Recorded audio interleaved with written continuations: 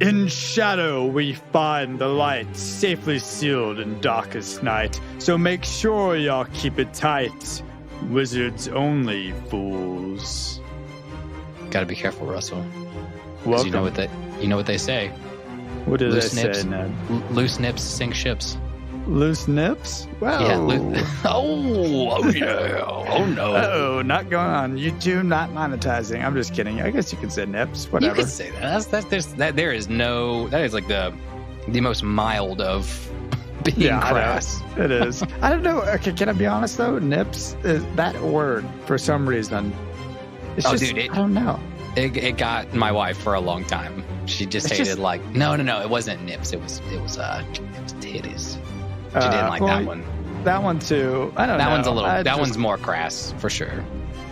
I don't know. Anyways, welcome everybody. This is an Adventure Time podcast. If you can imagine that. I mean, we haven't talked about Adventure Time yet, but I am one of your hosts, Russell Tyndall. As always, with me is Ned Pruitt, DJ Nettie P, and we are here talking about the Reign of Gunters, Season 4, Episode 24. But me and Ned haven't caught up in a minute, and I was very curious how his 4th of July went. We are recording this on the 6th, so we're back in town in our own relative towns, and yeah, just getting back in the recording and trying to get back on top of content for you guys. So, yeah, Ned, how was your 4th?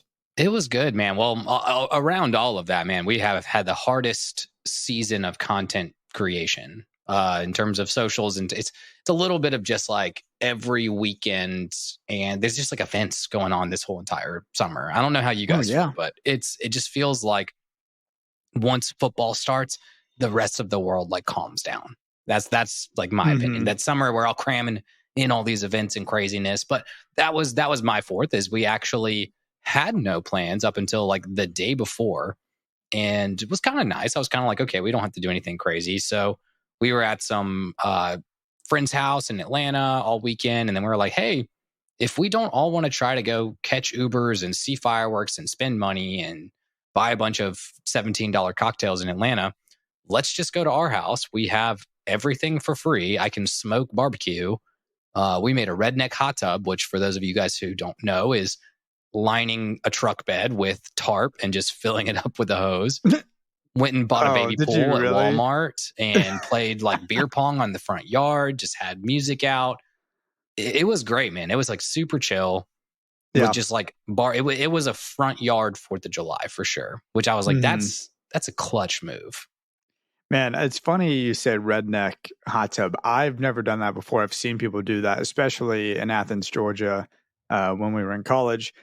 But, we grew up in the suburbs, dog. Like, I don't feel redneck at all. I don't have any sort of an accent. My dad and my grandfather had these awesome accents, and I have nothing to show for my southern, upbringing other than just Georgia suburbs. I'd imagine you've got some twang for like people that are like very like Midwest accent or like Minnesota. They'd probably be like, yo, you're not from here. Yeah, well, anyways, my 4th of July was pretty good, man. I was also down in Georgia and got to go see, my dad came up because I was coming into town, so we got an Airbnb, and my stepmom and my niece and my nephew came into town, and we had a good little like Braves game on Sunday, and then I went to my mom's house separately, of course, and hung out with my mom, with Allie. And then we came back, and we, I'm not bougie. I also am not redneck, but my grandparents had belonged to a country club, and I probably don't need to disclose which one, but they belonged to a country club. Russell's granddad. Yeah, if you really need to, but please don't. They have belonged there for basically my entire life. And so when we were really young, we would go for the 4th of July. So it was really neat to get to go back there for the 4th of July, which I haven't been in like 15 years for that. And get to bring my niece and my nephew there and have them experience this thing that I experienced as a really young kid.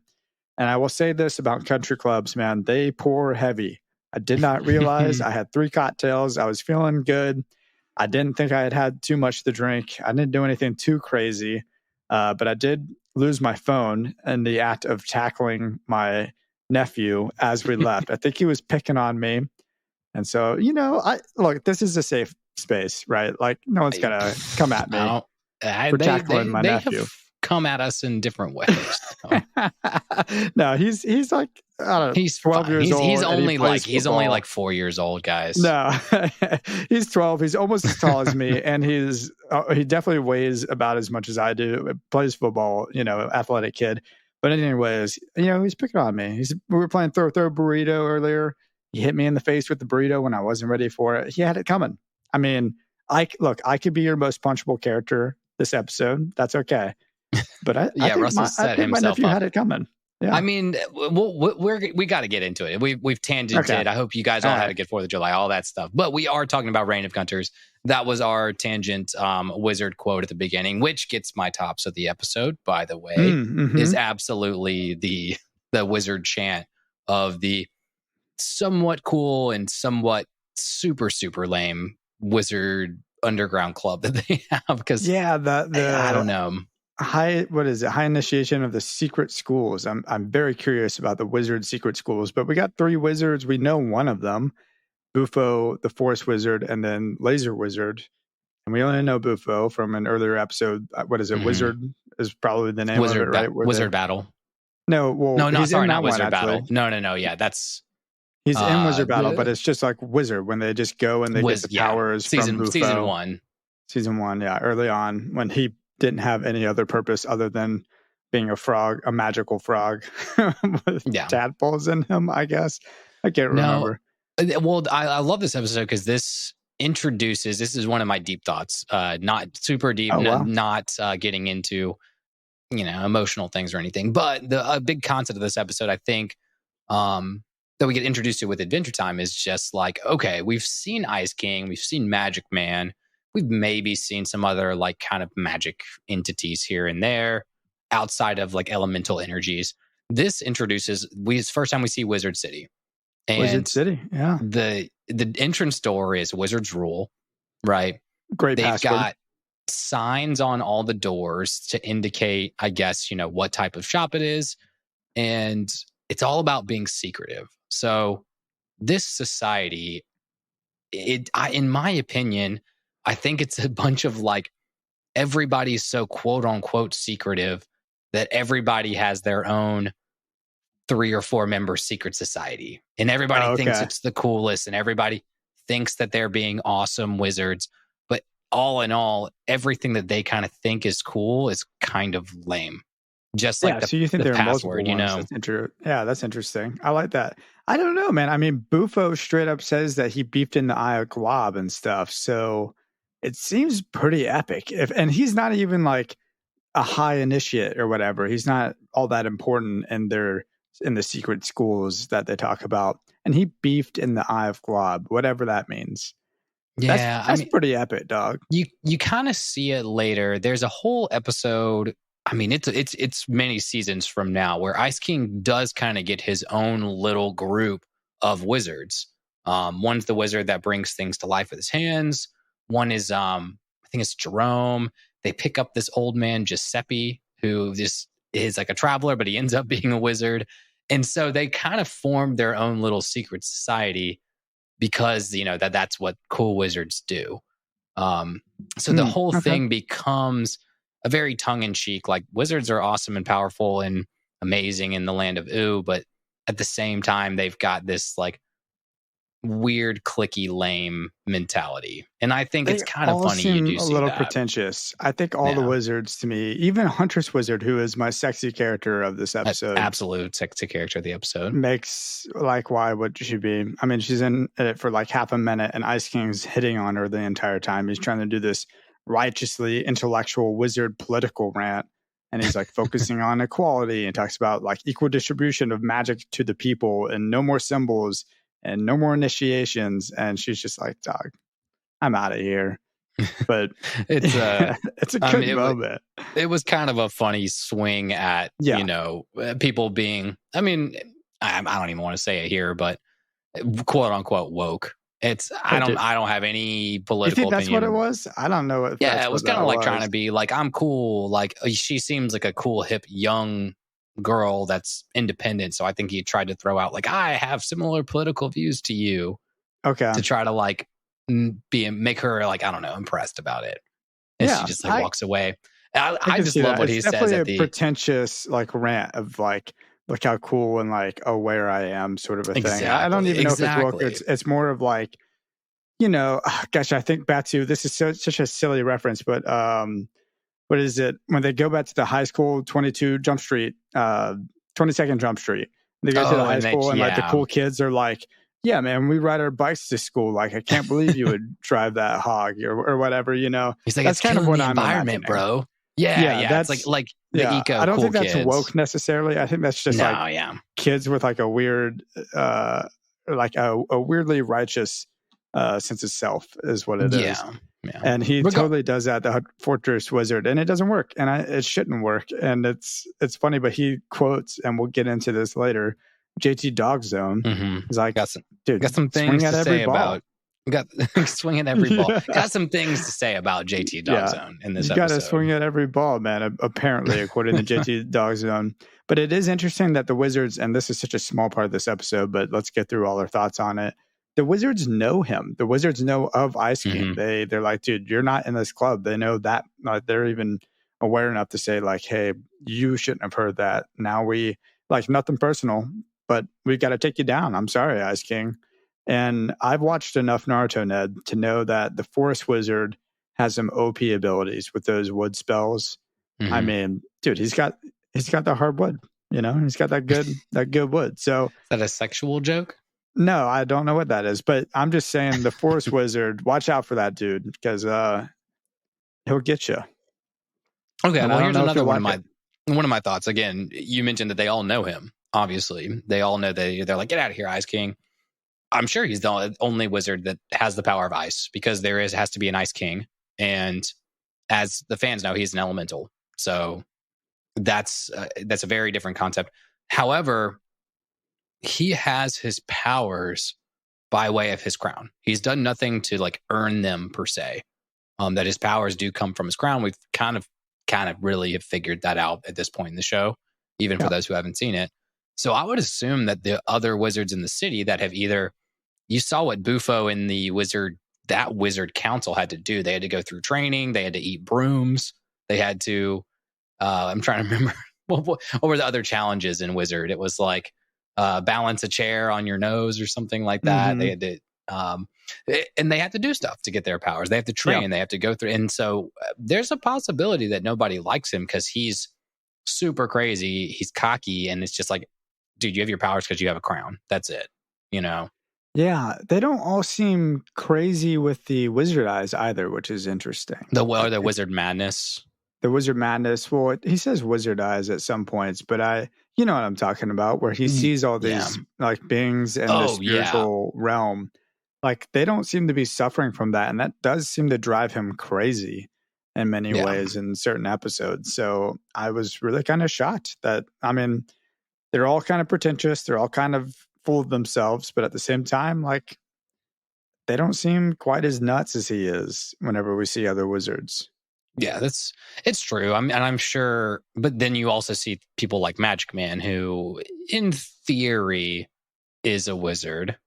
Longer backstory behind him, but I think that his wizard madness is like worse than Ice King's at the end of the day. So I don't know. It probably plays out differently with everybody else. And there is a Distant Lands HBO episode called Wizard City, or is it called Wizards? I can't remember what it's called, but it's all about really Peppermint Butler and the Wizard City and all that kind of stuff as well, too. So you get a little bit more lore behind it at the end of the day. Dude, I wonder, does this episode, for you at least, show anything else or display any more of Ice King and Gunter's relationship? I think that is definitely an important yet very small part of this episode, and it seems to play a pretty big role at the beginning, and then obviously at the end, when Ice King's able to just come in and be like, hey, Gunter, you're being bad. You know what happens when you're bad and you stole my things? You get the squirts, and I gotta squirt you. I'm sorry, bud. You're getting squirted.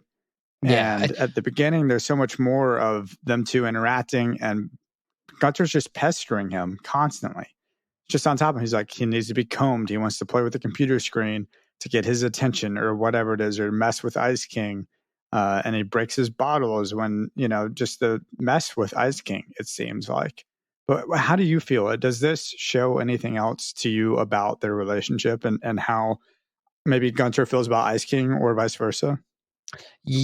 Yes, a little bit more. You see that Gunter has a level of independence in this episode, and that's important. That when you learn, for my fans out there, the Evergreen episode with, I don't know how to do this without spoiling stuff. There is a history behind the crown and Ice King itself, and it involved somebody else named Gunther, essentially. Gunther plays a role with all of that and is kind of like a squire to this other Ice King at the end of the day. So the fact that the Ice King calls the penguins Gunther, it's a squire mentality, I think a little bit reflected in what they have planned in the show. However, The other thing you see is that Gunther is very independent, he is essentially, Gunther's apparently gender fluid or asexual or something, goes back and forth, which that's also, I have thoughts about that again from my fans, Org. I'll just say that. But Gunther doesn't, he's not just subservient. He's not just a penguin. He obviously's got a lot more going on. And I think he stays close to the Ice King either for protection, the fact that Ice King's powerful and there's a source of power that he's always around, and he doesn't want that to go away for other reasons as well. I can't give all of my full thoughts here just for spoilers. So if that helps at all, you know what I mean? Yeah, so a lot of yours are in context of other episodes. I mean, certainly, I'll be honest, some people get really upset when Ned's spoiling things for me. I've got a great habit of just like tuning things out. So a lot of that went over my head, and I tried not to listen for when you were talking about relationship with a prior Ice King or something. But I'll give you my thoughts. Yes. From someone who's watching the show the for raw the first thoughts time. are more interesting because it's coming from just the perspective of this episode too. Just this episode and prior episodes. Like Gunter is like, okay, so Ice King flies away, right? Gunter watches him and squints with some contempt. It looks like he's kind of thinking, almost as if to say, like, you fool, how dare you like undermine my intelligence, Ice King, as Ice King's flying away from him. Turns around, and I think he goes and breaks some glass or something. Yeah, he goes into the fridge and breaks some bottles. So, which I also adorable. I love that. That's like his entire motivation is just got to break glass. And back from the Still episode where it's like, don't break Daddy's bottles. Like he was doing it in Still, So my other thought though is the reason why Gunther doesn't rebel against Ice King, and I know previously we had this theory that there was this poster on the Ice King's wall in his like ninja cave, where it shows all the weak spots of a penguin or all the vital points of a penguin, which I love that theory. But I also wonder if maybe Gunter's not afraid of Ice King. Maybe Gunter just truly cares for him.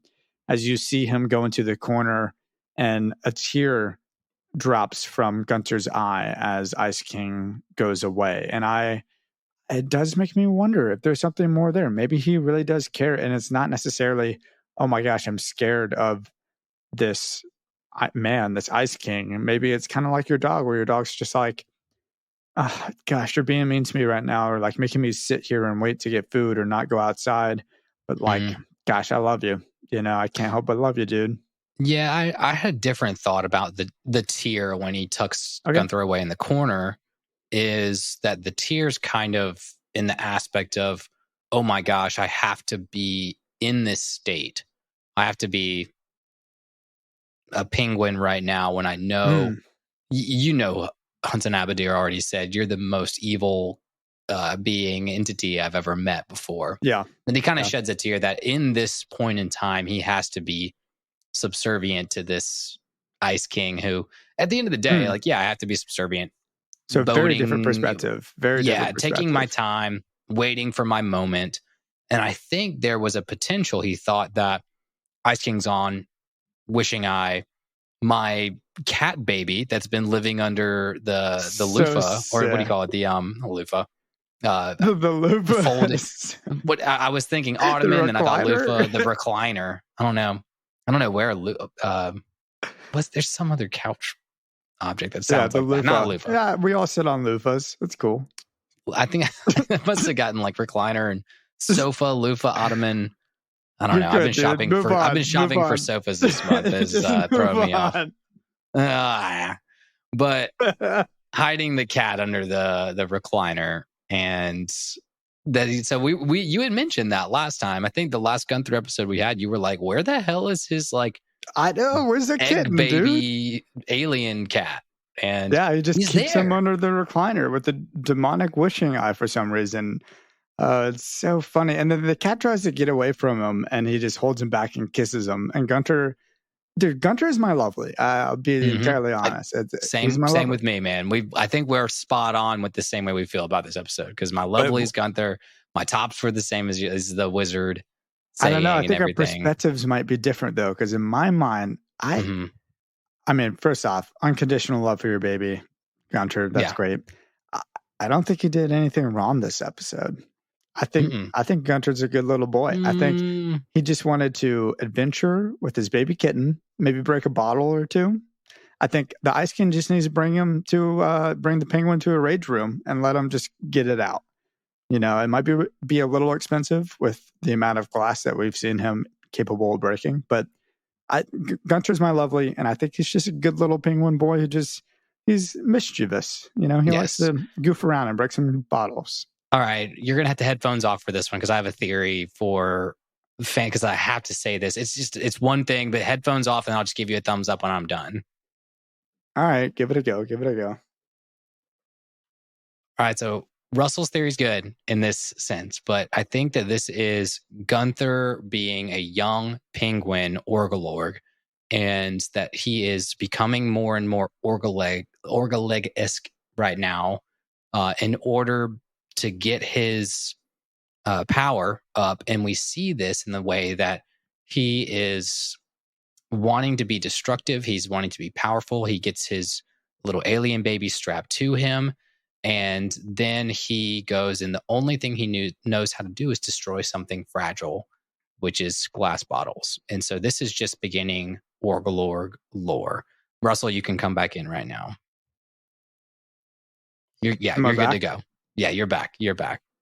I'm back. Hello? Thank you for that one. I had to get that one off my chest, because that was my like deep Gunther thought that would spoil it very much for you. And sorry, Allie, if you listened back through this episode and I spoiled it for you at all too. Dude, you're good. I got to change my call settings. Doing that ruined my call settings. Okay. No, we're at a good time to take a break. So we'll take a little breather, do a little bad advertisement, and we'll get back on it. Hey there, y'all. Starchy here, and I'm here to talk to you about a problem that's plagued the Candy Kingdom. Now, I know what you're thinking, Starchy. What could possibly go wrong in a land made entirely of candy? Well, my friends, let me introduce you to Sweet Glass Savers. Are you tired of glass bottles in the Candy Kingdom looking like they've been through the Lich's reign of terror? Well, fear not, because Sweet Glass Savers is here to save the day. Remember that time when Gunther was here, all up evil smashing every bottle in the Candy Kingdom? Yep, that wasn't very cool at all. We picked up the little pieces, literally, and turned it into an opportunity. Sweet Glass Saver specializes in repairing broken glass bottles in the Candy Kingdom, one shot at a time. Our skilled candy craftsmen, equipped with the latest surgical sugary technologies, will meticulously mend your beloved bottles, restoring them to their former glory. And guess what? Sweet Glass Savers offers a wide range of candy-inspired repairs. Whether it's gummy glaze, lollipop polish, or even cotton candy coating, we'll make your glass bottles fit for a royal banquet in the Candy Kingdom in no time. So the next time Gunther decides to leave a smashing party, don't despair. Call the Sweet Glass Savers at 1-800-CANDY-FIX and let us do the fixing for you. We'll have your bottles looking so good even the lemon grab will crack a smile. This is Starchy signing off, reminding you to keep your bottles intact and your adventures sugary sweet. And welcome back to Wizard City / Reign of Gunther / Ned and Russell tangent about everything on this episode. But it was welcome back. Welcome back. We got hopefully no technical difficulties moving forward. Sorry, that might have been user error on my part. Very unprofessional of us, but it is what it is. Honestly, I think we hit at the right stride where, if you didn't know, Russell's headphones cut out. He couldn't hear me anymore, but it was right at the end of my rant about Gunther. So Yeah. I think So we're I good didn't to hear go. any of it. Yeah, I heard none of it. It's pretty great. Yeah. Oh, absolutely. Well, hey, man, I've got one of the things that actually made me crack up about this episode. And I watched it back twice again this time around and just like caught little things, but went back, screenshotted or screen paused when Ice King goes on Wizard Market, which is just, I guess, where wizards can shop the internet or the black market, whatever it is. On his search bar, he just types in W, right? And it pulls up his like very similar like Google autofill search history.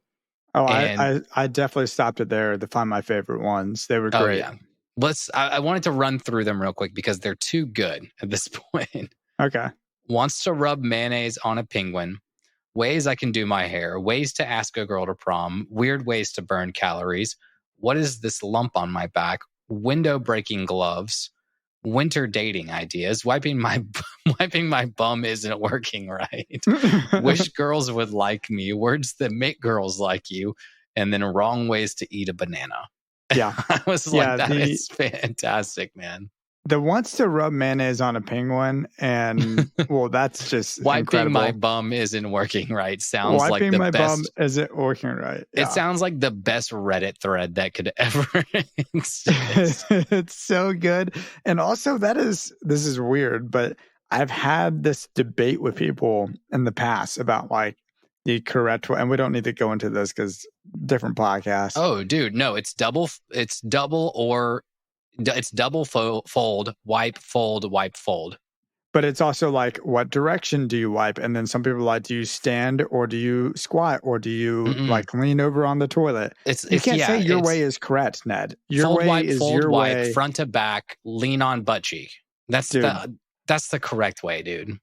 I guess so, but that is, I don't know. I think it's all subjective. There's only one wrong answer, and the wrong answer is you put your arm through your legs and wipe toward your junk. If you stand and wipe front to back, you've got the stinkiest gooch in the world.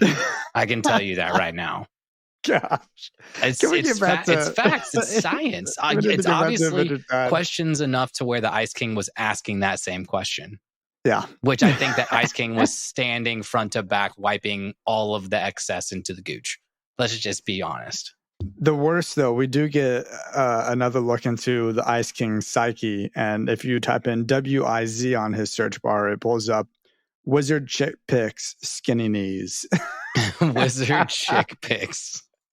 This is skinny where, knees. Man, I feel like this whole episode, it does the best of both worlds, because we've had episodes in this season where we've been like, this is awesome, this is lore, this is deep stuff, and then we've had other episodes, mainly Who Would Win, where we're like, this just feels like season one, like nothing's happening. This brings together all of the dynamics of characters and lore. Like, we already know Gunter loves to break bottles. We already know that Ice King has a thing for princesses. He takes PB's hair out of the comb and just like, princess so comb. Gross. But it all makes sense. It's all nothing out of the blue or random anymore.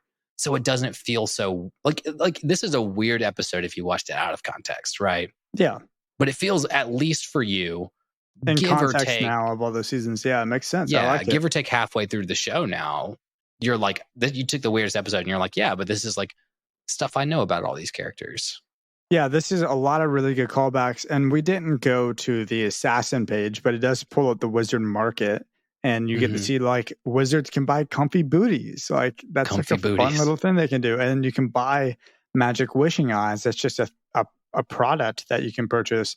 And it gives plus 5% critical hit, which is just like a fun little statistic about the magic wishing eye. When you're wearing it, you got a higher crit ratio. And I kind of love that. I love that about this episode. There's so much going on. If I was going to have one complaint, it's like there's almost too much happening, because there's I was like, how do I take notes on this episode? There's just so many random things that happen here and there. Like, just go watch it. Like, it's a good episode. And I'm happy to be to the point where we're like, getting an episode that has all these callbacks and feels so good to watch and to talk about. So it's just fun. This is an episode that reminds me of the way I feel when you watch like season 7 through 9, where it's so deep into the show and you've done so much deep stuff. You've done so much lore. You've done so much Finn and Jake family history episodes that it's actually a very nice change of pace when they just do a random one-off episode, but they always throw references. Like they're not going to introduce too many new concepts. And even the new concepts have sprinkled in aspects of things we already know about existing characters, mostly Finn and Jake. But in this episode, I think strikes that whole, this is so random, so out of left field, so much going on, but every bit of it, you can tell it's very intentional at the end of the day. Yeah. Well, let's get into Finn and Jake. You just mentioned them, Finn and Jake, and then also what's going on with Gunter and these green penguins that he's able to summon. The first time they introduce Finn and Jake, they're sleeping, and Finn's just got a green penguin on top of him. And he's like, Gunter, trying to figure out what the heck's going on. And they're able to like shapeshift. You see them kind of turn into Finn-esque creatures for a moment, and then they kind of match. And I've noticed this throughout this episode, when they're fighting, when Gunter is using them for combat, they're kind of matching their opponent more than anything. They're saying, oh, our opponent's doing this. Like, Finn's getting out his sword. Okay, well, we're going to barf up swords out of our stomachs.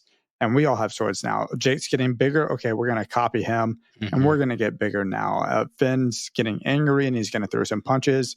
Okay, that's what we're going to do now. It's very interesting to see. They just kind of learn. They learn and adapt. And that is the way that, in a sense, the Penguins and Gunter is able to take over, or conquer, as Jake kind of proclaims, the Candy Kingdom. It's really interesting. It's a really cool enemy. I'd love to see if they further develop that down the line at some point. But it's great, man. And Finn and Jake, man, they needed to be in this episode to really make it a good one. So I'm glad they were there. Yeah. Well, there's a fun dynamic, and I wanted to really, honestly, I thought about it, but I wanted to see your thoughts more than anything. Is Finn's like, I'm going to be mysterious towards PB after things have been going so great with Flame Princess. It's all based on this JT Dogzone book that honestly sounds like the incel Andrew Tate book of the Adventure Time universe, from what Ice King and Jake and Finn all have to say about it. But yeah, he's got to keep it a mystery, right? He's got to keep it a mystery. Keep the princesses in a state of confusion. What's he say? That way, his opinion, that way his options are open in case Flame Princess doesn't work out for some reason. Yeah, and he says apparently that's called future farming in the book Mind Games by JT Dogzone, which is Jake's book. Jake owns this as a joke. He claims he's like, I keep it around for laughs. It's just bad advice. It doesn't mean, like, don't listen to it. It doesn't mean but dude, anything. it explains so much of like Jake's semi bad relationship advice. I mean, do you think the 15 tears came from JT Dogzone? Because now I'm really convinced about that. Are you really? Dude, Ned, I mean, I think it's pretty obvious what's going on here.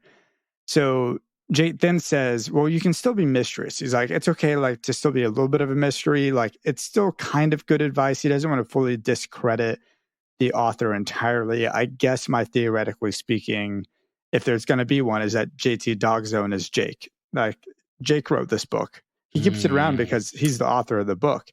That's a good theoretically speaking, man. that didn't even cross my mind, but I don't know if I can even fully claim it as my own, because I searched on the wiki for Adventure Time, and supposedly, though his face is not shown in the show, and I did think of this before I saw it, but I was doing more research because I'm like, okay, who's JT Dogzone? Maybe there's something to this. He does appear in like the official artwork of, let's see, Jesse Moynihan, which shows Finn reading the book, and on the back cover is the author's photo, which is a sketch of him wearing a hat and glasses and a thick coat. And I'm telling you, it looks just like Jake. Maybe it's Jake's uncle, but it looks just like him to me. And yeah, we also know that Jake's a writer. Jake he's an author of sorts in a newspaper column title begs the question. So we know he has some skills with a pen. I'm thinking JT Dogzone is just his pen name. And we know he has a ruffianed past with his experiences with Tiffany back in the whatever his old gang was. So he has turned around. So this could be a byproduct of ruffian Jake days. Yeah, I just thought it was interesting that he doesn't want to fully discredit the author. He's like, oh, there's something there. Like, don't really listen to JT Dogzone, but I am also always giving terrible advice, like you said. Like, it's got to be him. It's got to be Jake. You bring up a really good point. The way that Jake, and what I even just took notes about, I was like, honestly, even that's not bad advice. So like you and I would not future farm, or you and I would not, but like, yeah, ladies do like a mysterious guy, and ladies like, you're not wearing yourself on your, like in college when we were 18, man, like, to just not, if you didn't know or were not dating anybody, you could just be like, I'm just gonna like be mysterious and make a lot of girls like be like, who is this guy? It's not terrible advice, but I think if you said, not hey, I got advice, this, but it's no, if you call it future farming, and if you say, hey, this is a term, and it's a definition, and I got it out of a book because I'm trying to manipulate you, that's terrible advice. Well, I think what Jay did was he took a good idea and then he ran with it in a horrible direction. He kind of said, oh, be mysterious. But I don't necessarily think if you're mysterious, that means you're going to get the girl of your dreams. I think sometimes there is an intrigue in the chase. There is an intrigue in like, oh, I don't fully know everything about this person. I want to get to know them. So like that, not that I am anyone to be able to give relationship advice, because it's not like ladies ever were constantly like hitting on me or whatever, but I'm just saying, there is something to like being a little mysterious, but also once they get to know you, if they're not into you, then it's not right. Like you can't be mysterious forever. At some point, that person's going to have to get to know you. True. I think back to like early Nashville, Russell, there was a moment where I was interning with someone where I was like, they seemed really intrigued with wanting to talk with me. And I think it's because they knew nothing about me. And then after they figured out who I was and we were friends, she had no interest in me, And I'm just like, that's just how it goes, I'm going to type you a message while we're talking about this. And I'm going to see if I'm correct, because I don't want to drop any names on No. You don't know this person. Okay. Not that person. Okay, we're good. We're doing secret podcast. Secret message. That's trying to guess who it was. It's not I thought it was at this point, but it's a good guess. It was a good guess. No. It was someone I was like very legitimately friends with. But anyways, it doesn't matter. So, yeah, man. Anyways, I wanted to talk a little bit more about what was not my tops, because my tops, I'll get into it real quick, is when the kitten goes apeshit and just, dude, just becomes meowing and shooting nuclear bomb almost. Like, yeah, I don't even know what's happening. It's like 3 seconds. It is the best 3 seconds of this episode where the kitten's just floating in midair and blowing stuff up and just meowing, and it's glowing, and it's so incredible. That's my tops for this episode. But I almost had my tops was almost when they walk outside of the treehouse. I see that there's penguins everywhere, as far as I can see. Jake reaches up into the treehouse and grabs the telescope. Thing. I would say that there was no Jake mistakes of this episode, but that was for sure a very cool Jake tops in terms of stretchy powers.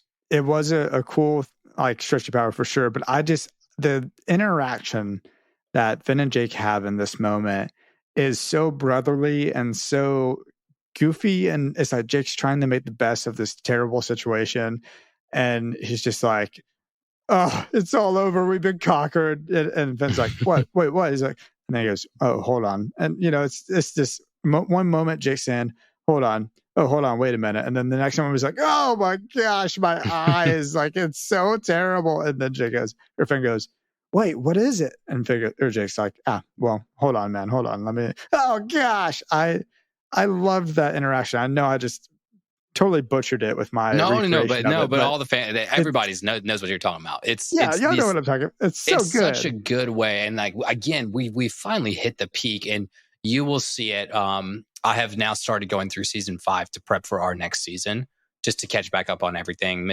catch anything I missed.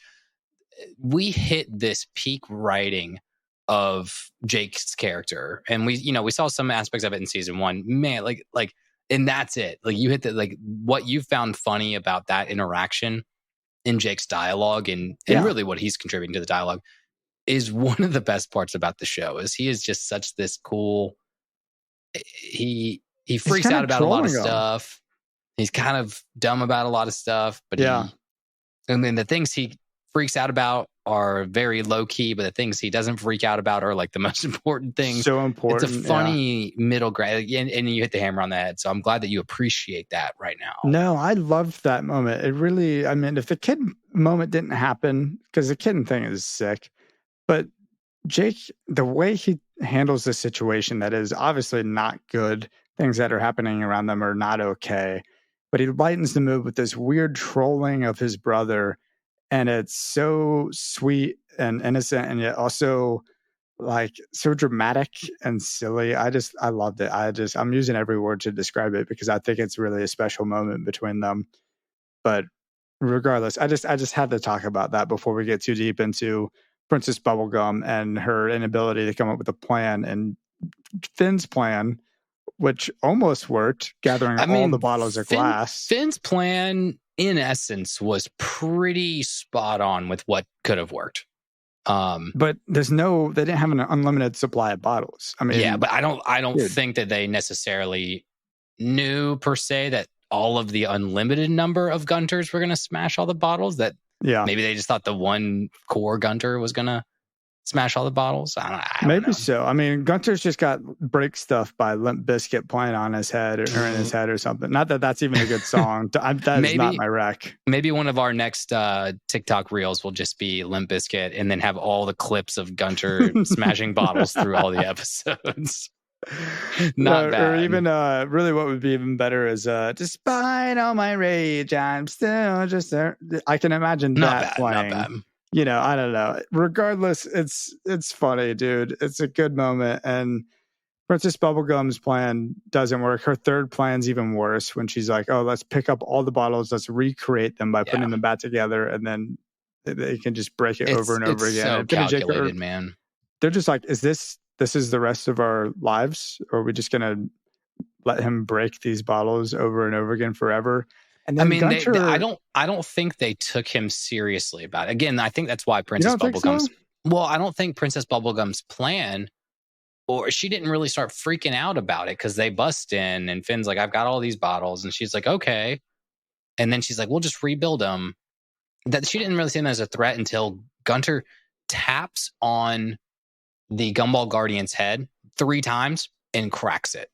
Yeah, and almost breaks it. A sentient being he was going to kill right there. And that has to, and it's a Gumball Guardian, dude. Like those things are like super strong. So if that does not show you that Gunter is kind of not just a penguin, that has to be a little bit of proof in the pudding right there.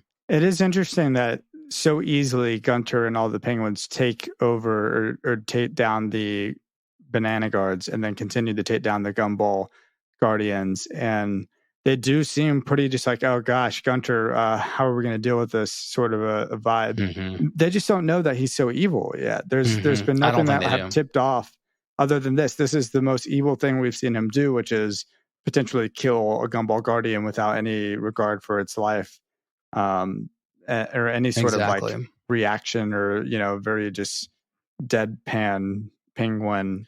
I'm going to tap on the glass and break them. And that, I mean, it's the sentience of it all, but too, it's the fact that, Finn pulls together hundreds of bottles and they break them all immediately. That there is something in Gunther that has an unsatiating desire to destroy. Like you can give me 100,000 bottles to destroy, but we will do it in 5 seconds and I still want to destroy more. And that, I want to get to that episode. I really want to talk with you about it, but I can't. I got to cut it off there before we'll get to it too much. We'll get to it. We'll get to it. Well, do you have any other factoids or any other thoughts for this episode before we start wrapping things up? Yeah, I've got a few episodes. None of them are crazy in this one. But a couple that I pulled out that I did some research on. But when you enter Wizard City, you can still see Brian, that one of the main wizards, still in the cat form after Wizard Battle. In the beginning, it's a little pink cat right when he enters the city. that I think has a little headband or a little some sort of little mask on. But definitely a reference from Wizard Battle for sure. The ice penguin monster from this episode, so all the green ice penguins, are actually a reference to the King Worm episode as well, because there was a whole like Gunther like monster enemy in their kind of like trippy ass dream from King Worm. Do you remember that? Wizard City is similar to Diagon Alley in Harry Potter. Yeah, good reference. Good reference. The wizard hand sign is similar to the Vulcan live long and prosper. Cool. That was one of those things. There also, I thought this was a possible nod to the writers / animators, I guess, is that on the shelves behind the Secret Society of Wizards greatly resembles an Emmy Award with the hologlobe on the hands thing. And I don't know if that was like the AT animators kind of being like maybe after the thank you episode that got them the Emmy nomination, if they were like, we can kind of like put this as a nod in this episode to like, we are Secret Society that really wants an Emmy nomination or an Emmy award. I don't know. Or it could just be by circumstance. Who knows? Well, this isn't a factoid, but I did think it was interesting that I don't know if you looked at the title card for this episode, but I did feel like it backs up my theory about maybe Gunther just really cares for the Ice King.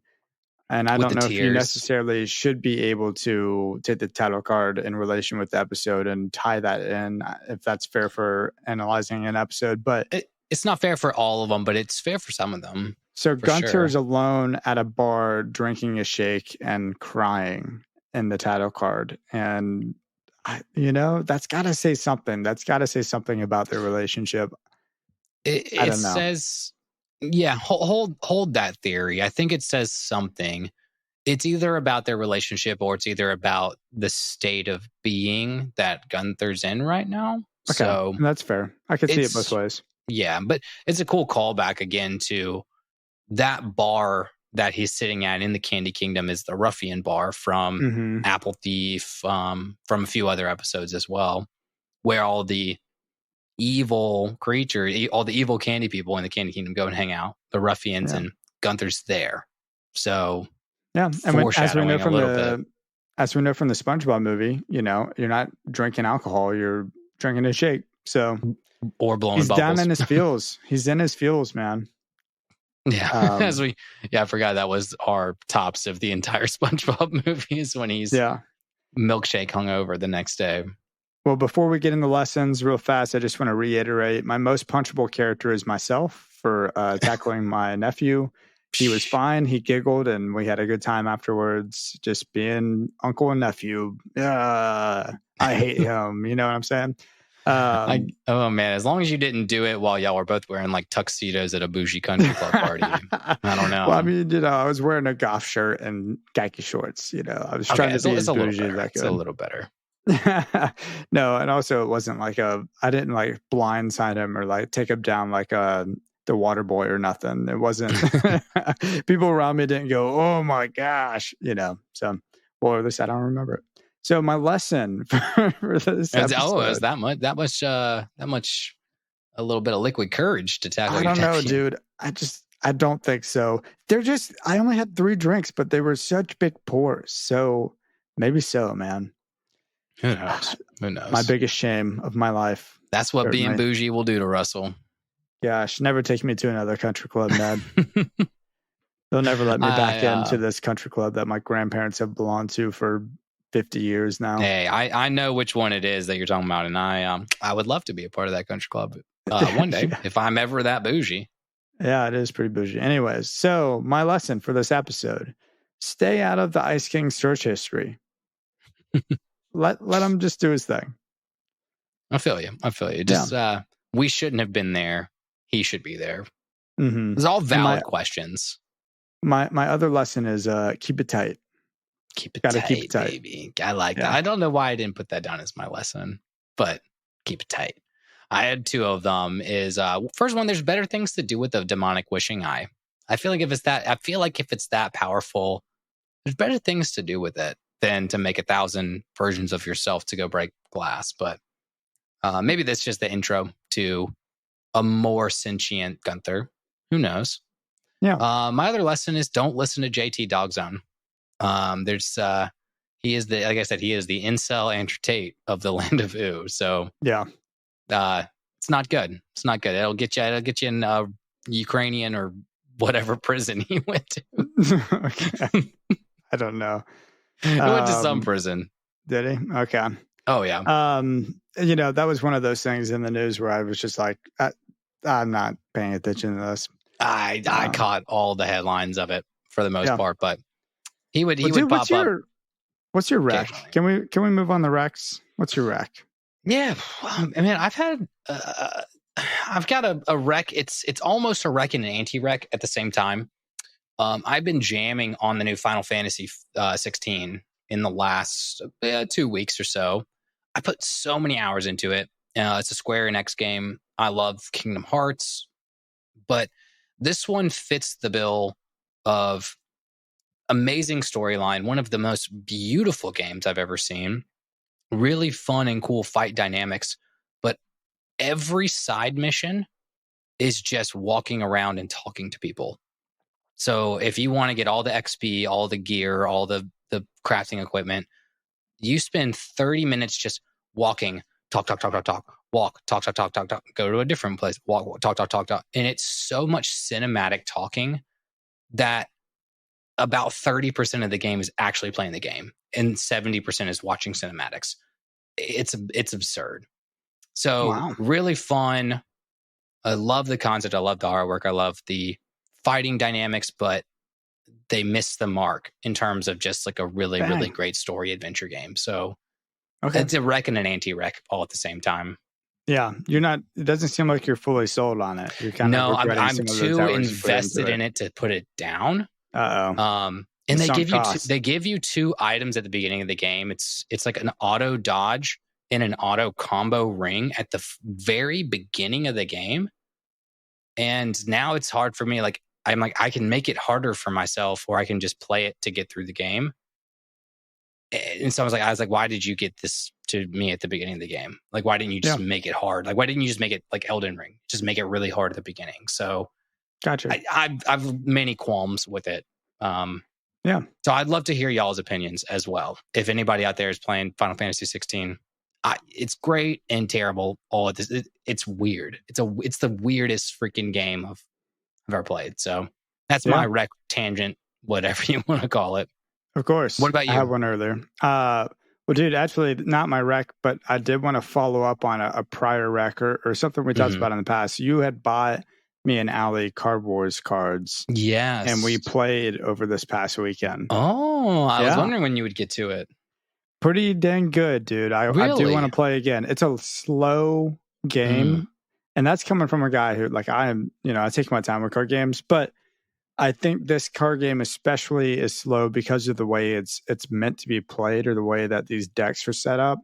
So we have the BMO deck and we have the Lady Rainicorn deck. And I played the BMO deck, and the way that the BMO deck is set up, and really both of these are, you can summon pretty powerful monsters right off the bat. You have 2, like, it's very magic-like, but the differences are your cards have health, and they have to, like, the health has to totally diminish for the cards to go away. Oh, so you can take like multiple hits of damage before from multiple turns, and you have to keep track of the health that they have left. And then also you have 4 spaces for like magic cards or building cards, and then also 4 spaces for monster cards. So you have a little bit less like playing space. But because these creatures that you could summon almost immediately, because it's like you have 2 land, like if you're playing Magic the Gathering, everything costs either 1 or 2 or 3 land or mana or whatever. Yeah, well, and a lot of that's because Jake's emphasizes like, yo, you've run out of corn, and you have to have corn to power your corn huskers and all that stuff. So you immediately have 4 land cards, and then each turn you have 2 mana essentially that you can play in order to like play a monster or play a spell or something that it's a powerful spell, it'll cost one. So the land's kind of like auto land at that point, like per turn. So starting out, you have them every single turn. It restarts, and so the issue with that is that from first turn you have a monster with 10 health, and it's like 1 attack and 10 health, or 2 attack and 6 health. And I don't hate that. It just takes a while to play through that. It's a little bit slower than I would like to. It's one of those ones where, you know, people get a big old monster on the field, and it's kind of like the Magic mentality. Like you spend all the time getting the monster on the field, and somebody's just like, oh, spell card, gone, you know. But it's kind of cool because I do feel like both decks are set up that way. They play into the idea that you can just summon like good monsters pretty immediately. So it's pretty easy to counter in a sense. So it plays off well. And my deck was all about getting a big discard pile, and then that makes my magic card stronger, makes my monster stronger, which that type of a deck anyways is meant for a long-term play. So we were there for a while playing one. We only played one time, and it so BMO's deck is equivalent to a black deck in Magic the Gathering. Is all of the dead creatures and creatures in your graveyard, which is hilarious in my opinion. And it seemed like Lady Rainicorns was all about the amount of cards you had in your hand, or getting more cards in your hand for better plays or whatever. So she's possibly a white card. I think a white card deck equivalent, blue card deck equivalent. And for all my Magic fans out there, I don't think I've wrecked Magic the Gathering on the podcast so far. We've talked about it plenty, though. I definitely would, if you're into it or used to play the app, I'd definitely recommend going and getting the card game. It was fun, and I definitely want to play again. Yeah, I will. We will do that over Mario Party the next time I'm up in Nashville for sure. Dude, the Mario Party is pretty fun. My actual rec, Ned, is the Tour de France. We're on stage 6 today. I grew up a cyclist. We haven't talked about that too much on this podcast, but I cycled. Yeah, we've never talked about that. Have we? I don't think so. Have we? Was that sarcasm? We've talked about that a lot, Russell. Oh, okay, well, like in honesty, we've talked about that a lot. Oh, no. Okay, well, I was a cyclist as a kid. I love the Tour de France. It's on right now. By the time y'all hear this episode, I think next week, we're going to be probably in the mountains again. And that's the most important moments in the tour. Jonas Vingegaard, or Vinegar, or however you say his last name, won last year on Jumbo Visma, and I'm cheering against them. And I'm also not really cheering for Puigdemont. If you watch the tour, you know who I'm talking about, who won in the prior 2 years. So regardless, I love the tour. I wish more people watched it. I think it's really fun. And NBC Sports posts highlights. It's like a 25-minute highlight stage on YouTube and doesn't spoil who wins it. So that's the way to watch it, if you ask me. Okay. It's much quicker and much more interesting. I feel you. I feel it's getting tougher to watch that because there's been a lot of other niche things that have become equally as popular in America. Because Wimbledon's on right now. We're on day 3, 4 of Wimbledon. Not as this podcast releases, obviously. And then everybody got really into F1 after that, like a Netflix F1 show. So, and that's this is one of the heights of the F1 season as well. And Tour de France just released their own version of that. They just released a Tour de France Netflix documentary thing about last season. They realized that that's the way to get people into niche European. Yeah. I mean, golf did it too. Specialty sports. Golf has their own as well. Yeah. And they follow Fano and somebody else, Fanau, whoever it is. And I don't know. I tried. I couldn't get into it. Regardless, thank y'all so much. We'll let's wrap this up. It's been a long podcast. This is thank y'all for, if y'all are this far in the podcast, it means you actually enjoy our tangents, which leads us to say, if you enjoy our tangents, we are in the baby processes of starting a potential Patreon. We will do a little bit more of these rants and a little bit more recommendations and other life talks outside Adventure Time, to where it's actually appropriate and we don't feel weird about talking 10 minutes about Magic and bikes and video games and all that stuff. And if you just like it, we're going to have that on a cool Patreon page that we are going to be developing in the next 2 to 4 weeks and get up and running. So be on the lookout. I'm going to put it out now. Yeah. That is the announcement, I guess, of the Patreon that we're working on. I mean, like Ned just said, to summarize, I mean, there's going to be tiers that you can subscribe to. There's going to be a newsletter that comes out, hopefully. I mean, this is all in the works and ideas, but It's going to come out, maybe once a month for the newsletter. But then we're also going to have a Patreon podcast that if you subscribe to the Patreon, we're hoping to have a separate podcast that you can download on your listening app other than Spotify. I think that's the only listening app that does not take the RSS feed. But regardless, I mean, Apple, whatever, if you listen on Apple Zencaster, Podbean will for sure take it. Not Zencaster, Outcast, I think is the name of that podcast listening app. But yeah, so we'll let y'all know once that's official, and also what it's gonna look like. We don't officially have what it's gonna be called yet, but me and Ed did kick around some ideas, so maybe we'll talk about that once we are dead set on one. Unless, Ned, you just want to say what we got. You just want to tell them. Nah, we can wait. All right, we'll wait. Let's hang. I don't want to overpromise anything either, because this is still this is in the setup phase. It is happening. It's still in the setup phase. So I don't really want to overpromise anything. Things can change, things can adjust. But of course, but if you want to support us, we'll have a way for y'all to help support the podcast. It would really mean a ton, and we'll get that up sooner rather than later. And at the very least, what I can promise you is I'll write a newsletter occasionally, and I'll have Ned chime in. But I'm hoping it'll be pretty frequent. Bare minimum. We'll make a 10-minute recording with no fancies, no post-production, no intros, outros, and we'll post. I don't know. We'll call it our little shit segment. Our little shit segments on the end, and we'll just talk. I want to do a lot more than that. We will do much more than that. We're going to do more. That's why I said bare minimum. We got little shit segments. We'll call it Lil Ned's little shit segments. Yeah, we got some ideas. They're pretty good ideas. We got official ideas. We're going to have some special shows. But I think at the end of the day, too, it's going to be a fun content dump. I'm even thinking about a segment where I go Ned's spoiler drop segments that I can't talk about with Russell on the podcast, and I can release them, Yeah, and I don't have to listen to them, or even I don't even have to be there for that. Which you don't even have to. That's what I'm saying. I'm just going to go on little tangents. That's good content. When you can record it, I don't have to be there. That's good content. No, I need you for good. We're both each other's jumping off points. There's just little things that I have, what this episode specifically got me on the Gunther. I've got so much stuff inside me. I got to get it out. Gotcha.